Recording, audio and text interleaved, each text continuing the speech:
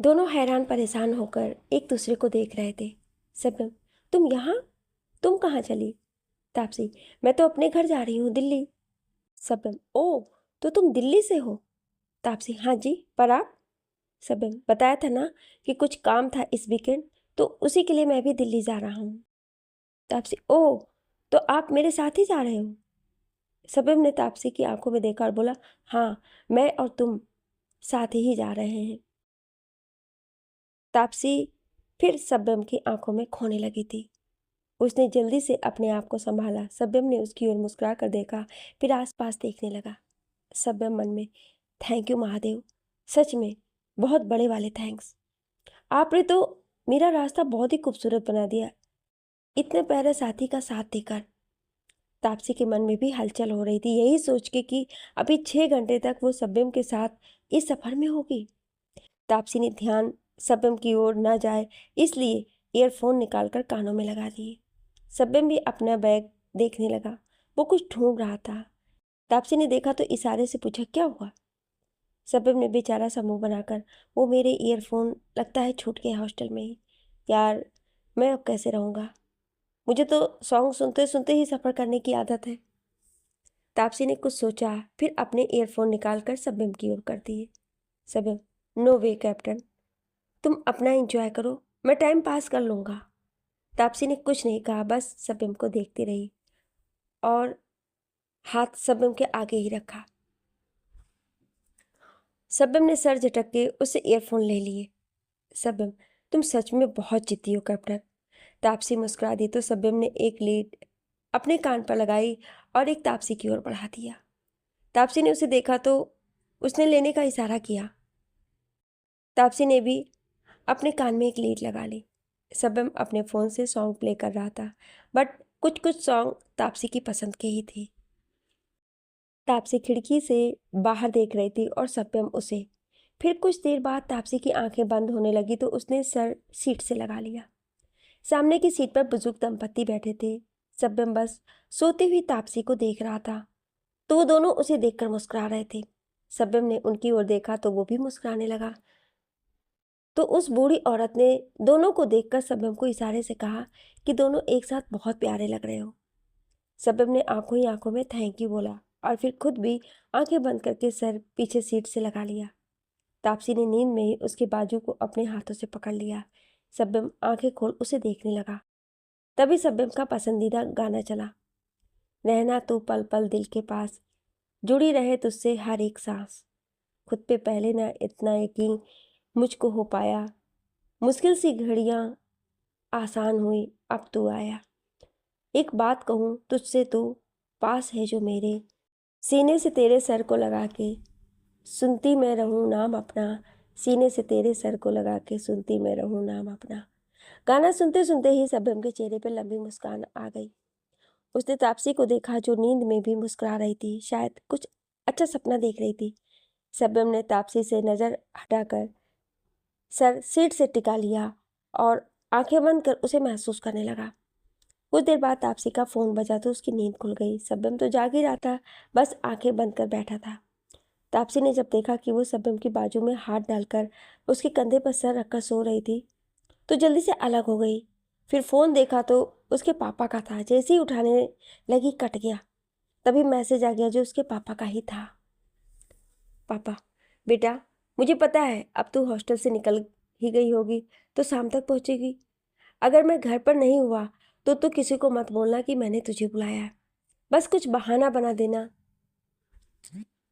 माँ बाबूजी के सामने कि कुछ डॉक्यूमेंट लेने हैं। मुझे पता है तेरे दिल में बड़े सवाल चल रहे हैं, मुझसे मिलकर सब दूर हो जाएंगे। तू घर जाकर मेरा इंतज़ार करना अपने कमरे में ही। माँ बाबूजी से मत उलझना, ना कुछ कहना। मुझे बस थोड़ा काम है तो चल मिलकर बातें करते हैं। आजा मेरी गुड्डो, तेरे डैडा वेट कर रहे हैं। तापसी की आंखें भर आई आखिरी लाइन पढ़कर। जाने कितने समय बाद उसके पापा ने उसे गुड्डो कहा था।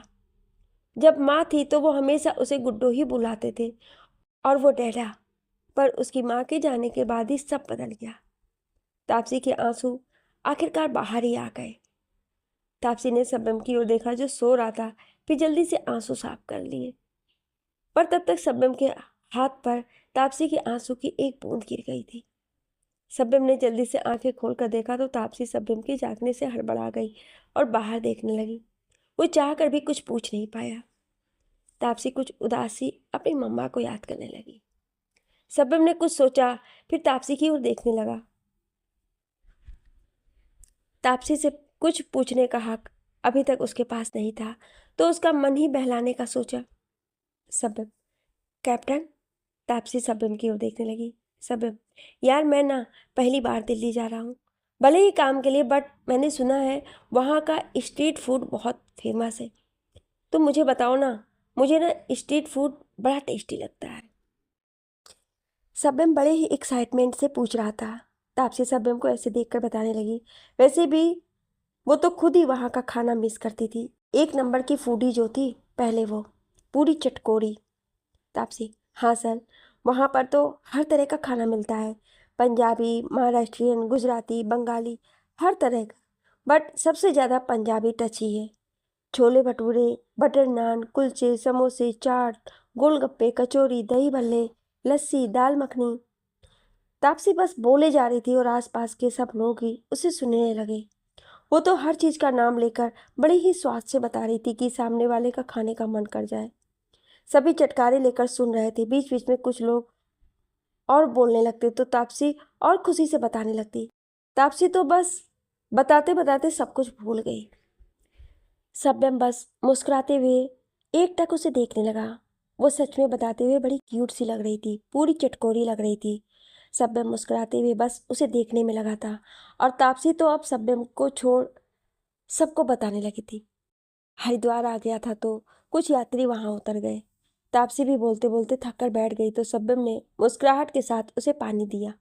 तापसी, आपको तो पता है ना कि शबनम बीच में, कि तुम्हें बोतल से मुंह लगाकर ही पानी पीती हो, तो कोई बात नहीं, पी लो, मेरे पास एक और छोटी बोतल है। तापसी ने हल्की सी मुस्कुराहट के साथ शबनम से बोतल ली और पानी पीने लगी।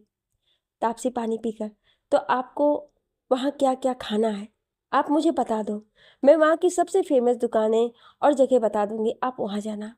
शबनम, तो तुम ही ले जाना, जब मैं फ्री हो जाऊंगा तो तुम मिल लेना और फिर अपना दिल्ली घुमा देना।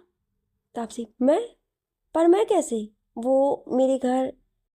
शबनम, रिलैक्स, मजाक कर रहा हूँ मैं, तुम बता दो सब जगह, मैं चला जाऊंगा।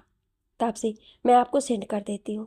शबनम ने सर हिला दिया। तापसी मन में, शबनम सर ने कितने प्यार और अपनेपन से बोला था मुझे, पर मैं कैसे, मेरे दादा दादी को अगर पता चला तो वो गलत ही समझेंगे, दोस्ती को भी कुछ और ही समझेंगे। अगर ऐसा ना होता तो मैं सर को सारा दिल्ली ही घुमा देती। 6 घंटे के सफर के बाद दोनों दिल्ली के स्टेशन पर थे। जैसे ही बाहर आए और तापसी शबनम से बाय बोलकर जाने लगी तो शबनम ने बड़ी जोर से आवाज लगाई, कैप्टन। तापसी ने पीछे देखा तो शबनम उसे देख रहा था। तापसी रुक गई तो शबनम भागकर उसके पास आया। तापसी, क्या हुआ? शबनम ने सामने देखने को कहा तो तापसी ने उस ओर देखा तो एक गोलगप्पे का ठेला था। शबनम, कैप्टन चलो ना, पहले गोलगप्पे खाते हैं फिर अपने अपने रास्ते, चलो। तापसी सर हिलाकर शबनम के साथ चल पड़ी, पर जब पास गई तो गोलगप्पे वाले को देखकर रुक गई और गोलगप्पे वाले ने भी जब उसे देखा तो वो भी हैरानी से उसे देखने लगा। फिर दौड़कर उसके पास आया आदमी। तप्पू, तू इतनी देर बाद, पूरे 1 साल बाद आ रही है ना? तापसी, हाँ लाखन काका, आप बताओ कैसे हो, ये काम, आप तो नौकरी करते थे ना कहीं? लाखन, हाँ पर छोड़ दिए, वही करता था जिसके लड़के ने कोमल पर एसिड फेंकना चाहा था तो छोड़ दी। तापसी, उन लोगों ने तो नहीं मजबूर करा? लाखन, अरे नहीं नहीं तप्पू, मैंने अपने आप ही उनकी नौकरी छोड़ी थी। चल ये सब छोड़ और आ मेरे हाथ के गोलगप्पे खा। शबनम कब से ये सब देख रहा था, उसे पता था कि पूछने पर भी तापसी नहीं बताएगी, तो कुछ नहीं बोला। जब तापसी ने उसे देखा तो जीभ बाहर निकाल ली। तापसी, सॉरी, मैं वो। शबनम, इट्स ओके, तो हो जाए गोलगप्पे, देखना तुमसे ज़्यादा ही खाऊंगा। तापसी, अच्छा जी। अरे लड़कियों की जान होते हैं गोलगप्पे, और मुझसे ज़्यादा तो खा ही नहीं सकते। शबनम, चलो फिर देखते हैं, कंपटीशन हो जाए। तापसी पूरे जोश से, हो जाए। शबनम, भैया चलिए, हो जाए, आप भी शुरू। लाखन सब्यम से, अरे बाबूजी, तप्पू से कोई नहीं जीत सकता गोलगप्पे खाने में। सब्यम, अरे भैया जी, आप बस शुरू हो जाओ, फिर देखते हैं। सब्यम अब तापसी शुरू हो गए। दोनों तेजी से गोलगप्पे खा रहे थे और अभी तक बराबर चल रहे थे। 12 प्लेट खा ली थी दोनों ने, फिर भी लगे हुए थे। अब तापसी की बस हो रही थी, पर अपना हीरो तो बड़े मजे से अभी तक लगा हुआ था। आखिरकार तापसी ने हार मान ही ली। तापसी, बस बस काका, सर आप जीते, मैं और नहीं खा सकती। सब्यम अभी भी मजे से खा रहा था, फिर खाकर बोला, मैंने बोला था ना कि गोलगप्पों के मामले में मैं नहीं हारूंगा। तापसी, देख लिया सर, क्या कैपेसिटी है आपकी। लाखन, अरे ये तो मतलब कमाल ही हो गया। तप्पू पहली बार हारी है ऐसे गोलगप्पे खाने में, बाबूजी कमाल ही कर दिया। सब्यम ने लाखन को पैसे दिए और दोनों वहां से चल पड़े। सब्यम, तो कैप्टन, मैं जीत ही गया। तापसी, तो बोलिए क्या चाहिए आपको। सब्यम तापसी की आंखों में देखते हुए, वक्त आने पर बता दूंगा और तुमसे मांग भी लूंगा। तापसी की धड़कन तो बुलेट ट्रेन से भी ज्यादा तेज दौड़ने लगी। वो फिर से सब्यम में खोने लगी थी। तापसी होश में आकर, आपको कहाँ जाना है सर, मैं बता देती हूँ। सब्यम, हाँ 1 मिनट। वो अपने फ़ोन पर एड्रेस देखता है, 724 करोल बाग। तापसी जोर से, क्या, पर क्यों, वहाँ क्या काम है। तापसी ने इतने रिएक्शन दे दिए थे कि सब्यम बस देखता ही रह गया। सब्यम, अरे यार, पापा के पुराने जान पहचान वाले हैं विकास कोहली, उनसे ही पापा सॉफ्टवेयर और हार्डवेयर का सामान लेते हैं और मैं भी उन्हीं से मंगाता हूँ। पिछले 6 महीनों से मैं आ रहा हूँ सामान लेने। तुम क्यों ऐसे बोल रही हो। तापसी हैरानी से, वो मेरे पापा हैं। अब झटका सब्यम को लगा। सब्यम, हैं, तुम, तापसी कोहली, वो विकास कोहली, तुम। फिर खुशी से, अरे वाह, मतलब मैं तुम्हारे घर जाने वाला हूँ। मुझे तो अंकल से पापा को कुछ काम था, जो अंकल ने कहा घर ही आ जाऊं। बट वाओ, अब तो तुम्हारे घर घर चल रहा हूँ। तापसी को तो टेंशन हो रही थी। तापसी झटके से सब्यम की ओर मुड़ी और उसके पास जाकर बोली, सर, घर पर किसी को पता नहीं चलना चाहिए कि हम दोनों एक दूसरे को जानते हैं। आप मुझे बिल्कुल भी नहीं बुलाएंगे। सब्यम, अच्छा जी, पर क्यों। तापसी को सोचते हुए, वो मेरे दादू दादी थोड़े पुराने ख्यालात के हैं, तो लड़का लड़की की दोस्ती नहीं समझते। मान जाइए ना सर, प्लीज़। सब्यम दोनों हाथ ऊपर करके, ओके ओके, रिलैक्स, ठीक है, नहीं बोलूँगा। तापसी एक राहत की सांस लेते हुए, हाँ सब्यम, तो मैं पहले जाता हूँ तुम्हारे घर, तुम बाद में ही आने का, कुछ मिनट बाद। तापसी, मैं क्यों बाद में। सब्यम कंधे उचकाते हुए, एवी।